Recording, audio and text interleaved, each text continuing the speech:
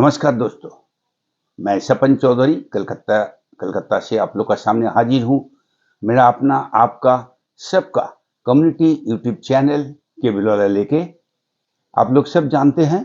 As you all know me, I work as a community influencer and my work is to gather industry information and accordingly put it all before you people so that आप लोग उसी information को सुने, समझे and उसी को लेके अपना बिजनेस डिसीजन लेके अपना बिजनेस आगे बढ़ाते जाइए on the basis of facts.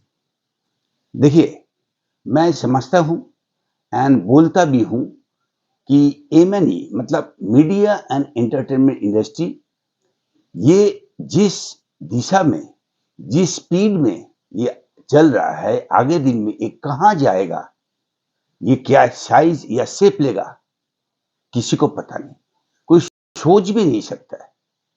देखिए, आप एलसीओ हो या एमएसओ, आईएसपी और इवन कॉर्पोरेट एंटिटी, सभी का समझ का बाहर अभी ये एमएनई जो मीडिया एंड एंटरटेनमेंट इंडस्ट्री चल रहा है। ये बोलने का जो कारण है वो कारण ऐसा है। देखिए, स्ट्रीमिंग जो बिजनेस है, streaming business of Disney and Hotstar, वो अभी बिक गया है रिलायंस इंडस्ट्री में। अब ये रिलायंस इंडस्ट्री को जो बिका है वो जियो हॉटस्टार नाम से अभी काम चल रहा है और उसका जो शेयर जो रेशियो डिवीजन है वो है 63.16 एंड 36.84%। यहाँ पे रिलायंस इंडस्ट्री का वो मेजर शेयर्स है। अब दूसरा सुनिए, वार्नर ब्रदर्स, एक subsidiary company of Warner brothers and Disney, जिसे केबल इंडस्ट्री में हम लोग जानते हैं WB बोल के, वार्नर ब्रदर्स। अब वो स्ट्रीमिंग प्लेटफॉर्म नेटफ्लिक्स का पास बिकने वाला है। मैं मानता हूँ मैं मानता हूँ कि ये सुन के आप बोलोगे इसमें मेरा क्या काम है। इसमें आपका या मेरा कोई काम नहीं है, लेकिन अगर गौर से सोचो या देखने का कोशिश करो, इसमें बहुत कुछ छुपा हुआ है। क्योंकि ये सब वही इंडस्ट्री में हो रहा जिस इंडस्ट्री में आप एक पार्ट एंड पार्सल हो as a local cable operator, and वही इंडस्ट्री में एक जायंट को दूसरा एक जायंट खरीद रहा है। अब सोचो क्यों। देखिए, टाइम ज्यादा है नहीं, लेकिन सोचने के लिए थोड़ा वो टाइम अभी भी है। अब अच्छा से सोचो।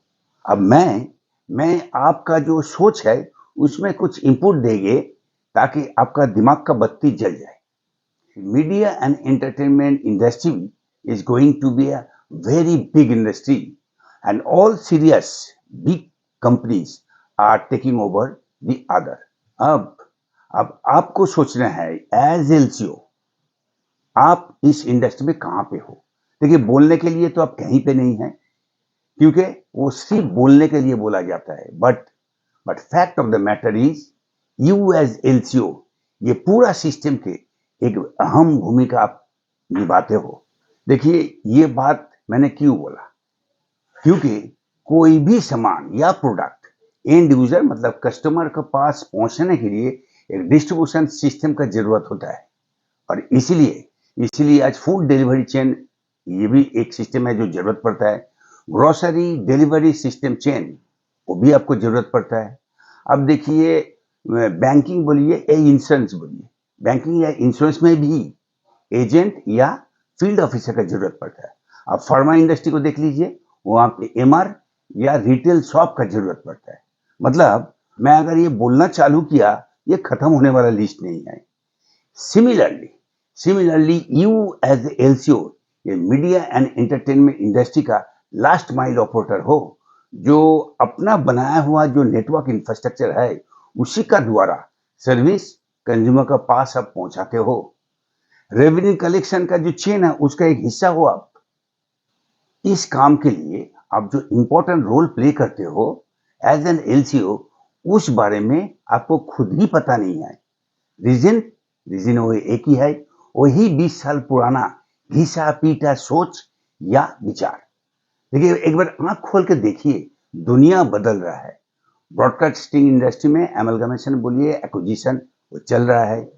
एमएसओ आईएसपी सेगमेंट में भी एक्विजिशन चल रहा है। अब एलसीओ का बात बाद में करेंगे।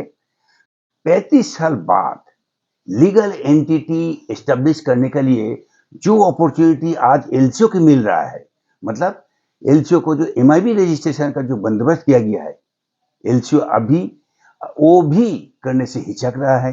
लेकिन क्यों?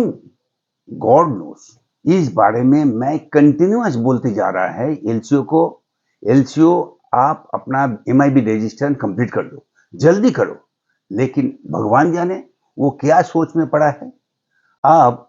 अब ये एमआईबी रजिस्ट्रेशन बारे में मैं एक इंपॉर्टेंट इंफॉर्मेशन आप लोग को देने वाला है, सुन लीजिए। It's a matter of time now.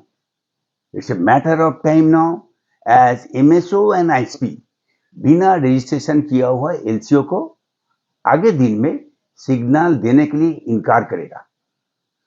ठहरिए और थोड़ा सुन लीजिए। सभी एमएसओ एंड आईएसपी का पास ऑलरेडी एमआईबी का तरफ से ऑफिशियल नोट पहुंच चुका है। To furnish a list of data of their business activity. मतलब एमएसओ एंड आईएसपी का जो बिजनेस एक्टिविटी चलता है उसका एक डेटा लिस्ट पहुंच गया है एमआईबी का तरफ से, उसको भर के उसको वापस देने पड़ेगा। उस लिस्ट में वो जो नोट दिया है एमआईबी का तरफ से, उसमें एक सेंसिटिव क्लॉज है कि हर एमएसओ एंड आईएसपी का अपना लिंक ऑपरेटर का जो एड्रेस है, डिटेल है, वो देने पड़ेगा। उसमें ये भी बोला गया है लिंक ऑपरेटर एमआईबी रजिस्टर है या नहीं, वो भी डालने पड़ेगा। बस इतना ही इंफॉर्मेशन देना था आप लोग को। अच्छा, विश्वास नहीं हो रहा है?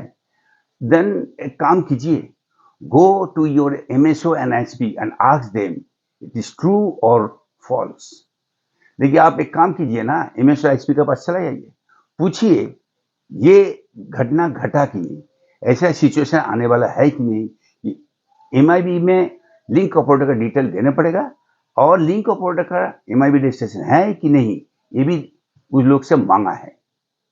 अब इस सिचुएशन में जितना ऑपरेटर अभी तक एमआईबी रजिस्ट्रेशन किया नहीं, अब उसका जो बिजनेस है वो भगवान भरोसा है। देखिए, यही बात बोलने के लिए मैं आज का एपिसोड में आया था आप लोग के सामने, और यही बात बोलते हुए मैं अपना एपिसोड खत्म करूंगा। आप सोच लीजिए क्या हो रहा है, क्या होने वाला है। जो मेरा पास इंफॉर्मेशन आप लोग को दे दिया है, अब आप विचार करो। आपको बिजनेस करना है, धंधा करना है, और धंधा लीगली करना है, तो आपको क्या करना पड़ेगा। मैं आपको पास सब रिपोर्ट डाल चुका हूँ। तो बस इसी को बोलते हुए मैं अब विदा लूंगा। देखते रहिए, सुनते रहिए केबीएल वाला यूट्यूब चैनल, आपका चैनल, मेरा सबका चैनल। और मैं आपको रिक्वेस्ट करूंगा, ये चैनल, ये प्रोग्राम जो भी आप देख रहे हो, ये ज़्यादा से ज़्यादा ऑपरेटर के पास शेयर कर दो, ताकि ऑपरेटर इस इंफॉर्मेशन को देखे। आप इंफॉर्मेशन बेसिस वो अपना सोचे, अपना बिजनेस को कैसे वो आगे लेके चलेगा। तो see you, goodbye, see you again, thank you very much.